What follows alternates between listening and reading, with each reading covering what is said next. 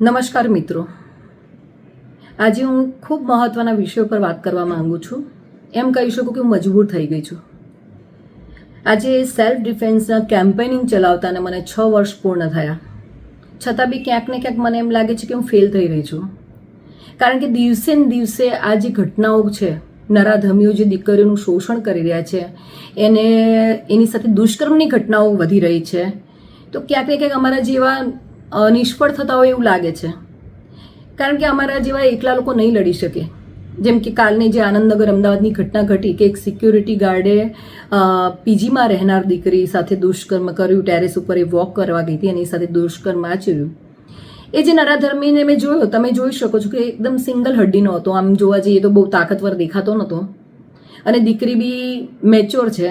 તો દીકરીને જો કદાચ સેલ્ફ ડિફેન્સની ટ્રેનિંગ મળી હોત અથવા તો એને પોતાની જિમ્નેસ્ટિક બોડી કરી હોત, પોતાની સ્ટ્રેન્થ બિલ્ડ કરી હોત, તો મને લાગે છે કે માત્ર એક સિક્યોરિટી ગાર્ડ હતો અને એક જ વ્યક્તિ હતો જેની સાથે એ ફાઇટ કરી શકત અને પોતાની રક્ષા માટે લડી શકત.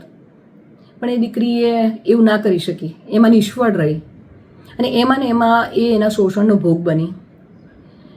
તો મિત્રો, હું એક જ વાત કહેવા માંગુ છું કે આવી ઘટનાઓ દિવસે દિવસે વધી રહી છે અને તમે જોશો તો દિવસે ને દિવસે નાની બાળકીઓ આનું ટાર્ગેટ બની રહી છે. 16 વર્ષથી નીચેનાઓના કિસ્સાઓ દિવસે દિવસે આવી રહ્યા છે કે 16 વર્ષની નાની બાળકીઓ સાથે દુષ્કર્મ થઈ રહ્યું છે. ગાંધીનગરની ઘટના આવી 17 વર્ષની દીકરી સાથે. એનાથી મહત્વનું આપણે જોઈએ તો એના જે કહેવાય ને, આખા જગ જાહેર છે અને ચર્ચાનો વિષય બન્યો હતો અને આપણા રૂવાટા ઊભા થઈ જાય એવી ઘટના કે ગંગાનગરની કે 13 વર્ષની બાળકી સાથે 32થી વધારે લોકોએ દુષ્કર્મ આચર્યું. એ દીકરીની હાલત શું થઈ હશે? એની પીડા કેવી રહી હશે? આજે હું 2 દીકરીની માતા છું, એ તરીકે વિચાર કરું તો મારા પોતાના રૂવાટા ઊભા થઈ જાય. તો મારે સરકારને અપીલ છે અને વાલીઓને બી કે હવે પોતાની દીકરીની સુરક્ષાની ચિંતા કરો. કદાચ એકવાર ઓછું ભણશે તો ચાલશે, કદાચ એને રોટલા વણતા નહીં આવડે તો ચાલશે, પણ દુષ્કર્મીના ગોઠલા તોડતા તો આવડવું જ જોઈએ. અને મારી સરકારને અપીલ છે કે પ્લીઝ, એક મા તરીકે આજે હું વાત કરી રહી છું કે હવે આવા દુષ્કર્મીઓ માટે એવી સજા લાવો, તાલિબાની સજા લાવો, અથવા તો અમુક સમય પછી જ્યારે એનું દુષ્કર્મ કે એ દુષ્કર્મી આરોપી સાબિત થાય ત્યારે એ આરોપીને પબ્લિકમાં સોંપી દો, જનતાને હવાલે કરી દો. પછી જનતા જે નિર્ણય લે અને આ બધું જ લાઈવમાં રાખો કે એક પબ્લિકમાં આપીને એનો લાઈવ વિડીયો ઉતારીને બધી જગ્યાએ પ્રસાર કરો કે જેથી આવા જે બીજા અન્ય નરાધમીઓ છે એને સબક મળે. એ વ્યક્તિને તડપતો જોવે, મળતા જોવે અને એને જોઈને એવી ધ્રુજી ઉઠે અને બીજી વાર આવી કંઈક ઘટનાને અંજામ આપતા પહેલાં 100 વખત વિચારે, દુષ્કર્મ કરતા પહેલાં વિચારે, જેથી બીજી કોઈ દીકરી પીખાય નહીં. કારણ કે હવે દિવસે ને દિવસે હજી તો એક મેટર પતિ ના હોય ને બીજી મેટર ચાલુ થઈ જાય, બીજી પતિ ના હોય ને ત્રીજી.